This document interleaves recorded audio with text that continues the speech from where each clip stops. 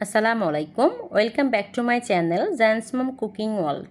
আজকে আমি আপনাদের সাথে শেয়ার করব গরুর মাংসের রেজালা। আর সামনে যেহেতু কোরবানির ঈদ, সবার বাসাতেই কম বেশি মাংস থাকে, তাই এই কোরবানির ঈদে আমরা ভিন্ন ভিন্ন আইটেম ট্রাই করতে পারি। খেতে কিন্তু অনেক বেশি মজার হয় এই রেজালাটা। আমি কিভাবে রেজালাটা বানাচ্ছি চলুন আপনাদের সাথে শেয়ার করি। বিফ রেজালা বানানোর জন্য একটা মশলা বানিয়ে নেব। এর জন্য দিয়ে দিচ্ছি এখানে 1 টেবিল চামচ বাদাম, দিয়ে দিচ্ছি কাঠবাদাম আর কাজু বাদাম 1 টেবিল চামচের মতো, দিয়ে দিচ্ছি কিশমিশ 1 টেবিল চামচ, এরপর নিচ্ছি হাফ জয়ত্রী, নিয়ে নিচ্ছি জয়ফল হাফের একটু কম হবে, নিয়ে নিচ্ছি 10-12টার মতো কালো গোলমরিচ, এরপর দিয়ে দিচ্ছি পেঁয়াজ বেরেস্তা প্রায় হাফ কাপের মতো।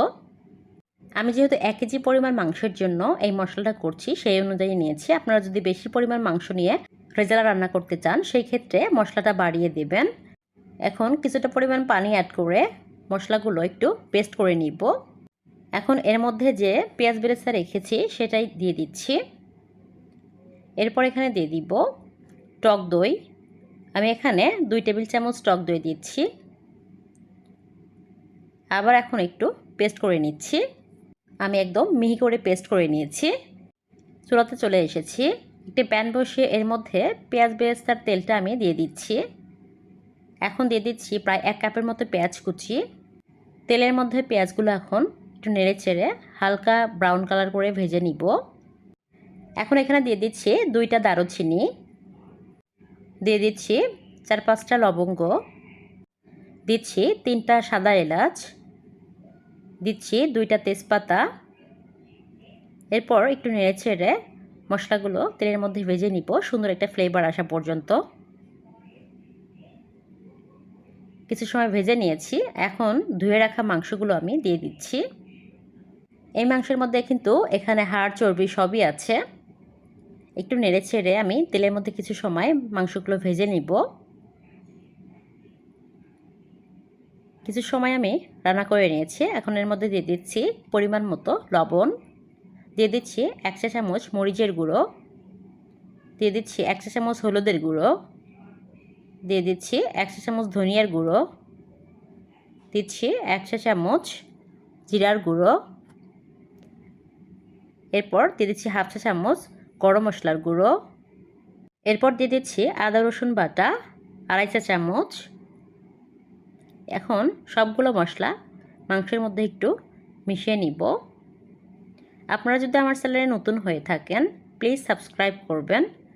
এখন একটা ঢাকনাতে ঢেকে কিছু সময় আমি রান্না করে নিব।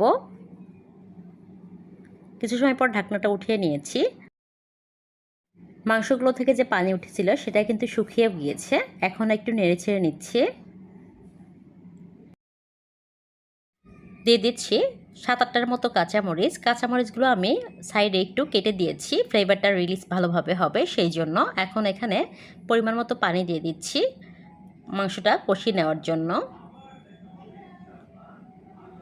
একটু নেড়ে ছেড়ে আমি মিশিয়ে নিচ্ছি। এই পর্যায়ে ঢাকনাতে ঢেকে আমি আরও কিছু সময় কষিয়ে নিব মাংসগুলো। ঢাকনাটা উঠিয়ে নিচ্ছি।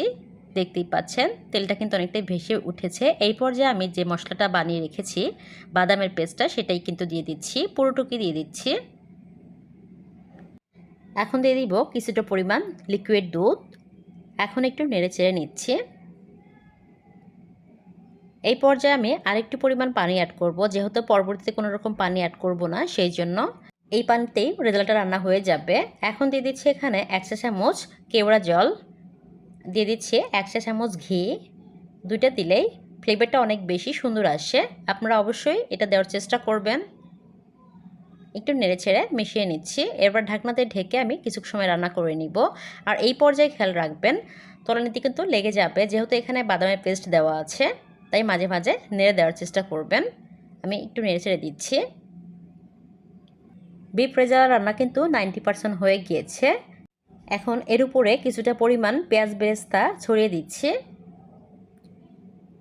এখন ঢাকনাতে ঢেকে 7-8 মিনিট সময় আমি একদম লো আঁচে রান্না করে নিব।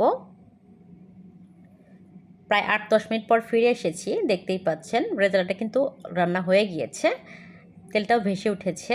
এখন চুলা থেকে নামিয়ে নিচ্ছি। বিফ রেজালাটা একটা সার্ভিং ডিশে নিয়ে নিচ্ছি কিছুটা পরিমাণ। আপনারা যদি রেজালাটা না খেয়ে থাকেন একবার হলেও বাসায় এভাবে ট্রাই করতে পারেন। এই কোরবানির ঈদে আপনারা গরুর মাংসের রেজালাটা অবশ্যই ট্রাই করবেন। রেজালাটা আপনারা রুটি পরোটা ভাতের সাথে খেতে পারেন। ভিডিওটি ভালো লাগলে প্লিজ লাইক কমেন্ট শেয়ার করবেন। আর যারা আমার চ্যানেল নতুন তারা প্লিজ আমার চ্যানেলটা সাবস্ক্রাইব করবেন পরবর্তী কোনো রেসিপি দেখার জন্য।